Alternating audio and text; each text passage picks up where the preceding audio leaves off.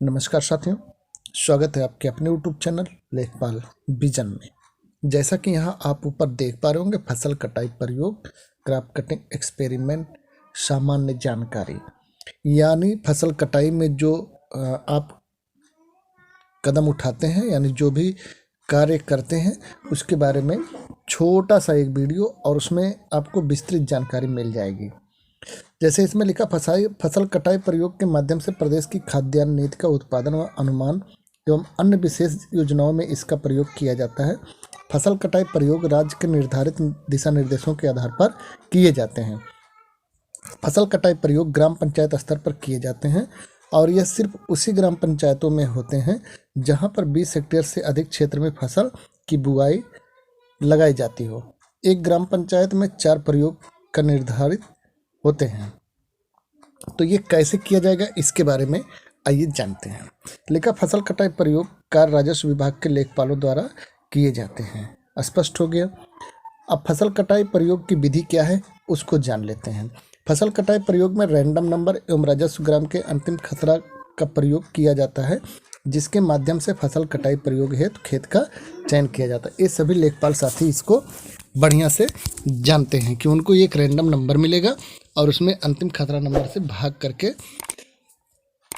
तो ये पता लगाते हैं कि किस खेत का चयन किया जाएगा और किस खेत की फसल को कटवाया जाएगा और कैसे कटवाया जाएगा, इसके बारे में इसमें बताने वाला हूँ।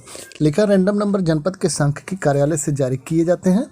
रैंडम नंबर 4 अंकीय होते हैं, ना इससे कम और ना अधिक होते हैं। उदाहरण के लिए जैसे यहाँ दिखाया 2850 0986 0231 0069। अब मान लिया इसमें से ये 4 नंबर आपको मिल गए और भिन्न भी हो सकते हैं। एक उदाहरण है। अब उसमें आपके अंतिम खसरा राजस्व ग्राम का जो खसरा होगा उसका जो अंतिम नंबर, जैसे मान लिया 400 या और कुछ हो सकता है, उसी से आप इसमें भाग करेंगे। तो आइए उसको जानते हैं। लिखा, फसल कटाई प्रयोग में खेत चुनाव करने के हेतु राजस्व ग्राम के अधिकतम खसरा संख्या से रैंडम नंबर में भाग दिया जाता है और जो शेषफल प्राप्त होगा वो प्रयोगाधीन खसरा मान लिया जाएगा। उदाहरण के लिए जैसे लिखा, आखिरी खसरा नंबर 986 से रैंडम नंबर में 2850 में भाग दिया जाएगा। भाग देने पर 986 से 2850 में भाग देंगे, 2 बार गया 1972, 878 शेषफल बच गया। तो 878 जो शेषफल बच गया ये आपका खेत का चयन हो गया कि यानी जो शेषफल प्राप्त हुआ है, जो कि हमें यह दर्शाता है कि प्रयोग 878 में होना है।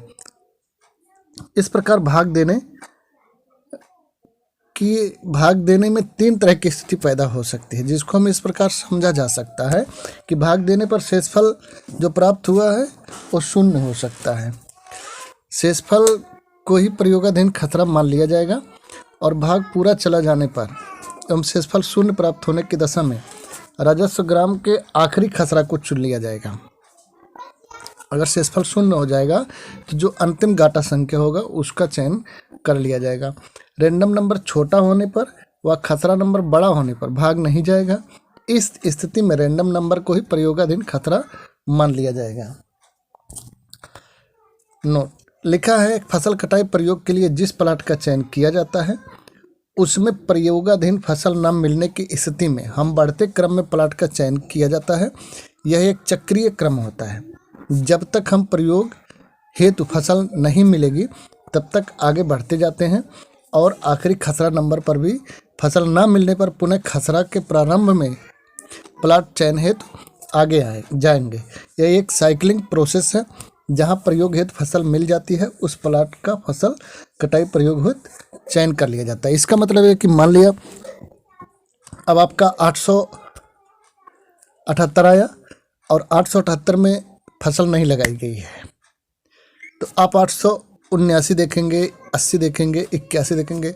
मान लिया आप टोटल जो इसका अंतिम खसरा नंबर 986 तक आप गए और उसमें फसल नहीं मिली, या तो प्रति हो या तो आबादी हो या तो और कोई स्थिति रही हो, यानी जो फसल आपको कटवानी वो उसमें नहीं रही हो, तो आप ये खोजते खोजते तब तक जाएंगे कि जब तक फसल ना मिल जाए। जैसे अब 879 तक चले गए, नहीं मिली, अब आप 1 पर आएंगे, 2 पर आएंगे, 3 पर आएंगे, 4 पर आएंगे, जहाँ भी फसल मिलेगी उसका चयन कर लेंगे।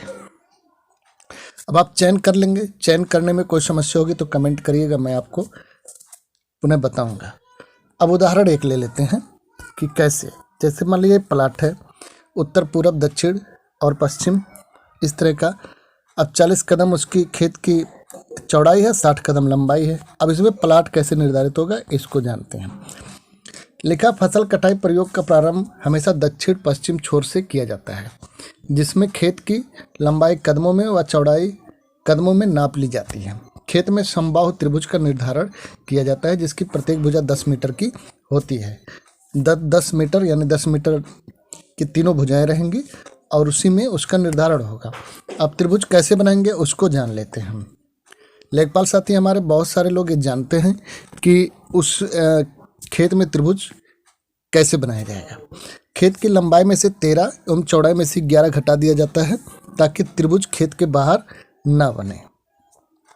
अब खेत की लंबाई 60 कदम है और चौड़ाई 40 कदम है, तो लंबाई में से 13 घटाएंगे और चौड़ाई में से 11 घटाएंगे।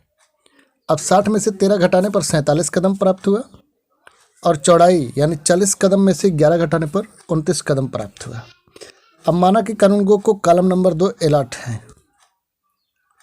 जो जैंत्री है उसमें उनको 2 नंबर कॉलम अलॉट है। तो अब क्या होगा, ऊपर दी हुई प्रक्रिया पूर्ण होने के बाद जैंत्री का प्रयोग किया जाता है, जिसमें जो लंबाई एवं चौड़ाई दी है उसके आधार पर 1, 2, 3 अंकीय तक व कॉलम नंबर का प्रयोग कर प्लाट निर्धारित करने हेतु प्रयोग किया जाता है। यह कार्य कानूनगो द्वारा किया जाता है। इसको हम इस प्रकार समझ सकते हैं कि जैसे 47 कदम और 29 कदम है। अब कॉलम नंबर 2 में आए हम, 2 अंकीय कॉलम में आएंगे, 1 अंकीय में नहीं रहेगा तो 2 अंकीय कॉलम में आएंगे। तो कॉलम नंबर देखिए, एक उनको मिला था 47 कदम, तो 47 कदम से कम एक मिल गया आपको कॉलम नंबर 2 में 25 कदम और दूसरा मिला था 29 कदम, तो 29 कदम से कम मिल गया 11 कदम। तो दोनों को सर्किल बना लेंगे कि यही दोनों आपका जैंत्री में मिल गया। अब आगे क्या करेंगे इसको जान लेते हैं। खेत की लंबाई व चौड़ाई यदि 1 अंक में है तो 1 अंक के जैंत्री में कॉलम नंबर को देखते हैं, और 2 अंक में आए तो 2 अंक के जंत्री में कॉलम नंबर को देखेंगे, और अगर 3 अंक के है तो 3 अंक में देखेंगे। कॉलम नंबर पूर्व में ही कानूनगो को अलॉट कर दिए जाते हैं।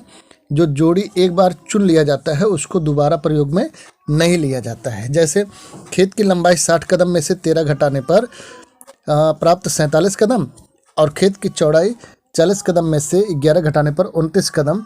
मान लीजिए कानूनगो को कॉलम नंबर 2 अलॉट है, तो उसमें से हमको 25 और 11 मिल गया। कॉलम नंबर 2 का प्रयोग करने पर प्राप्त जोड़ी हुई कि लंबाई 47 कदम से सबसे छोटी जैंत्री में से प्राप्त संख्या 25 हो गई और 29 कदम में से सबसे छोटी जैंत्री में से प्राप्त छोटी संख्या 11 हो गई।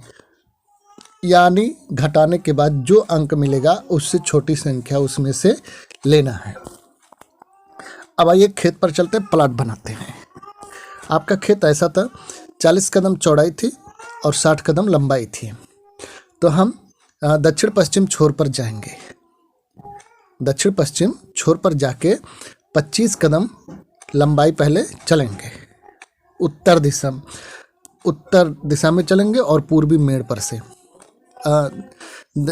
दक्षिणी मेड़ पर से, तो ये चल देंगे। अब 60 कदम जब आप चल दिए लंबाई, तो लंबाई चलने 25 कदम लंबाई चल दिए, उसके बाद 11 कदम आपको चौड़ाई में चलना है। तो जहाँ 25 कदम आपका पूरा होगा वहाँ से आप अपने बाएं साइड में 11 कदम चलेंगे। 11 कदम चलने के बाद में जहाँ भी आप पहुँचेंगे उसी बिंदु पर आप 10 मीटर गुणे 10 मीटर का एक त्रिभुज बनाएंगे। देखिए यहाँ लिखा है, इस चित्र के माध्यम से आप समझ सकते हैं कि वो, मैं हाईलाइट करके थोड़ा सा दिखाऊं आपको कि वो यहाँ से इतनी दूर चला, फिर यहाँ से इतनी दूर चला। अब ये त्रिभुज बनाया, इसके बीच में ये हो जाएगा। त्रिभुज की प्रत्येक भुजा 10 मीटर की होती है एवं त्रिभुज का क्षेत्रफल 43.33 वर्ग मीटर होता है। ये निश्चित रहता है। इस त्रिभुज की नाप करने के बाद त्रिभुज में चयनित फसल कटाई, पिटाई, थ्रेसिंग होती है। इसके बाद अंत में जो उपज होती प्राप्त हुई है उसकी तौल की जाती है और ओजन व अन्य जानकारी नोट की जाती है। इस विधि को हम फसल कटाई प्रयोग, क्रॉप कटिंग या CCE के नाम से भी जानते हैं। त्रिभुज से प्राप्त उपज में 2.5 का गुणा करने पर एक अनुमान लगाया जा सकता है कि 1 हेक्टेयर में लगभग क्या पैदावार हो सकती है। इस तरह से मैंने आपको ये बताने की कोशिश की कि किस तरह से आप फसल कटाई का प्रयोग करेंगे। ये PDF हमको एक मित्र हैं जो फसल कटाई एक्सपेरिमेंट में काफ़ी मदद करते हैं लोगों की, उनके द्वारा उपलब्ध कराई गई थी, अमित सिंह भाई द्वारा, और काफ़ी अच्छी जानकारी रही है और ये शायद आपके लिए बहुत ही लाभान्वित हो। तो इस वीडियो को ज़्यादा से ज़्यादा लोगों को शेयर करें, लेखपाल साथियों को भी इसकी विशेष जानकारी दें ताकि उनको एक्सपेरिमेंट करने में कोई समस्या ना हो। यदि आपको एक्सपेरिमेंट करने में कोई समस्या होती तो कमेंट बॉक्स में कमेंट ज़रूर करिएगा।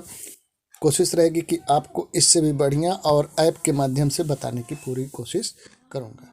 धन्यवाद।